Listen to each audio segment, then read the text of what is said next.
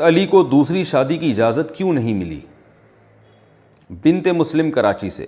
مفتی صاحب جو تیسری اور چوتھی شادی کی ترغیب دیتے ہیں، مجھ سے کسی نے کہا کہ جب حضرت علی رضی اللہ عنہ نے حضور صلی اللہ علیہ وسلم کی زندگی میں دوسری شادی کرنا چاہی تو آپ صلی اللہ علیہ وسلم ان سے ناراض ہو گئے تھے اور ان کو اجازت نہیں دی تھی۔ اس طرح جب حضرت خدیجہ حیات تھیں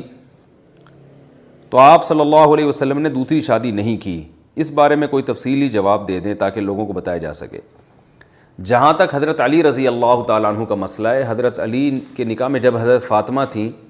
تو حضرت علی نے ابو جہل کی بیٹی سے نکاح کا ارادہ کیا۔ اس پر آپ صلی اللہ علیہ وسلم نے ارشاد فرمایا، واللہ لست احلل حراما ولا احرم حلالا ولكن لا يجتمع بنت عدو اللہ و بنت رسول اللہ صلی اللہ علیہ وسلم فی بیت واحد، کہ میں نہ اللہ کے حلال کو حرام کر رہا ہوں نہ حرام کو حلال کر رہا ہوں، لیکن اللہ کے دشمن کی بیٹی اور اللہ کے نبی کی بیٹی ایک گھر میں جمع نہیں ہو سکتے۔ اس حدیث سے صاف پتہ چلتا ہے کہ آپ صلی اللہ علیہ وسلم نے دوسری شادی پر پابندی نہیں لگائی تھی، نہ تیسری پر نہ چوتھی پر، کیونکہ آپ کے الفاظ یہ ہیں کہ میں اللہ کے حلال کو حرام نہیں کر سکتا، لیکن آپ نے یہ بتایا کہ اللہ کے نبی کی بیٹی اور اللہ کے دشمن کی بیٹی ایک گھر میں جمع نہیں ہو سکتے، کیونکہ ایک طبی طور پر نفرت تھی جس کی بیس پر آپ صلی اللہ علیہ وسلم کو یہ خیال ہوا کہ فاطمہ تو بضعۃ منی، فاطمہ میرے جگر کا ٹکڑا ہے، میرے جسم کا حصہ ہے، من آذاہا فقد آذانی، جس نے اس کو تکلیف دی اس نے مجھے تکلیف دی۔ تو وہ تکلیف کی وجہ یہ تھی کہ حضرت علی رضی اللہ تعالیٰ عنہ دشمن اسلام کی بیٹی سے نکاح کر رہے تھے، جو آپ صلی اللہ علیہ وسلم نے اس کو پسند نہیں کیا۔ تو یہ علماء نے اس کی وجہ بیان کی ہے کہ دوسری شادی پر پابندی نہیں لگائی تھی۔ اور اگر فرض کر لیں کہ دوسری شادی پر پابندی لگائی تھی تو قرآن نے 4 شادیوں کی مرد کو اجازت دی ہے صاف لفظوں میں، اور اس سے کسی کو بھی مستثنیٰ نہیں کیا۔ تو اسی بیس پر صحابہ کرام کیا کرتے تھے۔ حضرت علی نے بھی حضرت فاطمہ کے انتقال کے بعد 4 شادیاں کی ہیں، اور جب حضرت علی کی شہادت ہوئی ہے تو اس وقت آپ کے نکاح میں 4 بیویاں تھیں۔ تو یہ حضرت علی رضی اللہ تعالیٰ عنہ کا استثناء ہوگا، حضرت فاطمہ کی خصوصیت ہوگی کہ پیغمبر کی بیٹی پر سوگن نہیں آ سکتی۔ اگر یہ فرض کر لیں کہ نبی نے منع کیا ہے تو نبی نے صرف حضرت علی کو منع کیا ہے، اس کے علاوہ کسی دنیا میں کسی انسان کو آپ نے منع نہیں کیا۔ تو جب منع نہیں کیا اور قرآن نے اجازت دی ہے تو اس لیے سب کے لیے حلال ہے، بشرطے کہ وہ عدل کرے۔ قرآن نے بس ایک شرط لگائی ہے کہ سب کے حقوق پورے ہوں اور سب کے ساتھ یعنی برابری ہو، کسی کے ساتھ ناانصافی نہ ہو۔ تو اس شرط کے ساتھ قرآن نے صاف لفظوں میں اجازت دی ہے، فَانْكِحُوا مَا طَابَ لَكُم مِّنَ النِّسَاءِ مَثْنَىٰ وَثُلَاثَ وَرُبَاعَ، کہ تم جو عورتیں تمہیں پسند آئیں ان میں 2 2 3 3 اور 4 4 سے نکاح کرو۔ شروع ہی قرآن نے 2 سے کیا، ایک کا تو تذکرہ ہی نہیں کیا، ایک کا تو آخر میں ذکر کیا کہ ان خفتم اللہ تعدلوا، اگر تمہیں خوف ہو کہ تم برابری نہیں کر سکتے، فواحدۃ، تو پھر ایک بیوی پر اکتفا کرو۔ تو جب بھی کوئی کہے کہ نبی نے چونکہ حضرت علی پر پابندی لگائی تھی تو ہم بھی اپنے داماد پہ پابندی لگا رہے ہیں، تو آپ کہو نبی نے حضرت علی پر لگائی تھی، آپ کے داماد پر یا آپ کے بہنوئی پر پابندی نہیں لگائی تھی، تو وہ قرآن نے اجازت دی ہے۔ ہاں یہ ضرور ہے کہ سسر کو داماد جب دوسری شادی کرے تبھی تکلیف ہوتی ہے، اس طرح پہلی بیوی کو ایک طبی طور پر تکلیف ہوتی ہے۔ یہ تکلیف کا ہونا برا نہیں ہے، یہ ایک نیچرل ہے۔ تو لیکن پابندی لگانا، زبردستی کسی کو روک دینا، اس کی اجازت نہیں ہے، کیونکہ یہ اللہ کے حلال کو حرام کرنے کے مترادف ہے۔ دوسرا مسئلہ، حضرت خدیجہ جب حیات تھیں تو آپ صلی اللہ علیہ وسلم نے دوسری شادی کیوں نہیں کی؟ تو بات یہ ہے کہ حضرت خدیجہ سے جب نبی صلی اللہ علیہ وسلم کا نکاح ہوا ہے تو اس وقت آپ کو نبوت نہیں ملی تھی۔ آپ صلی اللہ علیہ وسلم کی عمر 25 سال تھی، حضرت خدیجہ کی عمر تقریباً 40 سال تھی۔ تو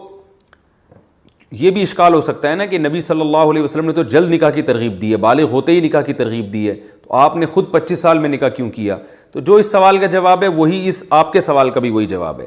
نبی صلی اللہ علیہ وسلم نے یہ کام نبوت سے پہلے کیا ہے، خود دیر سے شادی کی ہے اور ایک بیوی پر اکتفا کیا ہے، اس لیے کہ نبوت سے پہلے شریعت کے حکام پر آپ مطلع نہیں ہوئے تھے، جو تفصیلی حکام ہیں جس کا قرآن میں ذکر اللہ نے کیا کہ وَوَجَدَكَ ضَالًّا فَهَدَىٰ، اے نبی آپ شریعت سے بے خبر تھے، ہم نے باخبر کر دیا۔ تو نبوت سے پہلے آپ صلی اللہ علیہ وسلم اگرچہ گناہ سے پاک تھے اور شرک اور بدعت سے پاک تھے، یعنی معصیت سے پاک تھے، لیکن شریعت کے حکام کا آپ صلی اللہ علیہ وسلم کو جو تفصیلی احکام ہیں ان کا علم نہیں تھا،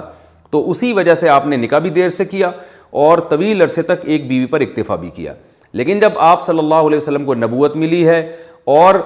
پھر جب تفصیلی احکام نازل ہونا شروع ہوئے آہستہ آہستہ، اور زیادہ ڈیٹیل میں جو احکام نازل ہوئے وہ ہجرت کے قریب اور ہجرت کے بعد، تو پھر جیسے ہی ہجرت کا وقت آیا ہے آپ صلی اللہ علیہ وسلم نے ہجرت کے وقت اور پھر ہجرت کے بعد پھر کثرت سے نکاح کیے، یہ بتانے کے لیے کہ اگر آپ زمانہ جاہلیت میں زیادہ شادیاں کرتے یا جلدی شادی کرتے تو لوگ یہ سمجھتے کہ آپ صلی اللہ علیہ وسلم کو نکاح کی کثرت کا ذاتی شوق تھا زمانہ جاہلیت میں عرب کے دستور کی وجہ سے، کیونکہ عرب میں زیادہ شادیوں کا رواج تھا. لیکن اس وقت آپ نے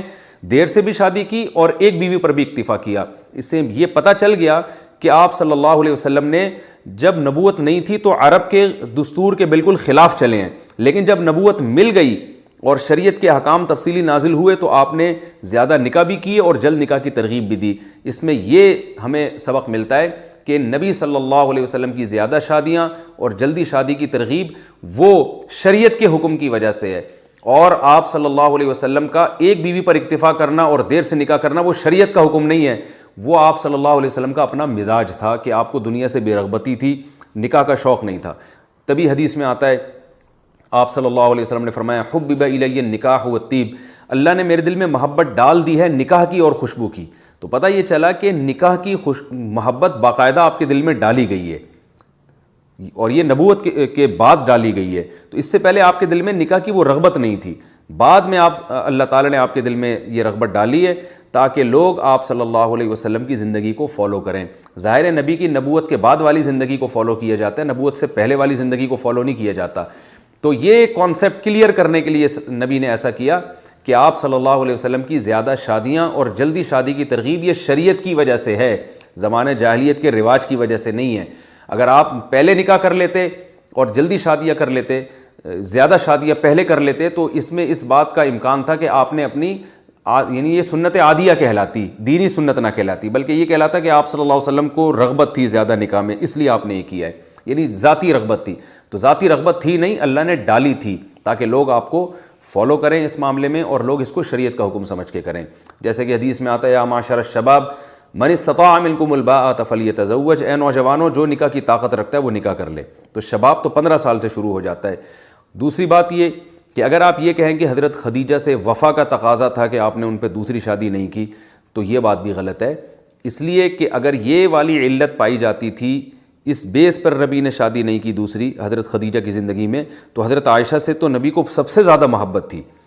اگر حضرت خدیجہ سے زیادہ نہیں تھی تو حضرت خدیجہ سے کم بھی نہیں تھی، حالانکہ آپ صلی اللہ علیہ وسلم کو بہت زیادہ محبت تھی امی عائشہ رضی اللہ تعالی عنہا سے. تو اگر یہ بے وفائی ہوتا نا، بیوی پر دوسری بیوی لانا، تو آپ صلی اللہ علیہ وسلم معاذ اللہ یہ حضرت عائشہ کے ساتھ بے وفائی نہ کرتے. تو اس سے صاف پتہ چلتا ہے کہ حضرت خدیجہ کے اوپر جو آپ سوکر نہیں لے کر آئے، اس کی وجہ حضرت خدیجہ سے محبت یا شریعت نہیں تھی، بلکہ اس کی وجہ یہ تھی کہ آپ کے دل میں دنیا سے بے رغبتی اللہ نے رکھی تھی. آپ کو بس بقدر ضرورت پر آپ نے کفایت کی، لیکن جب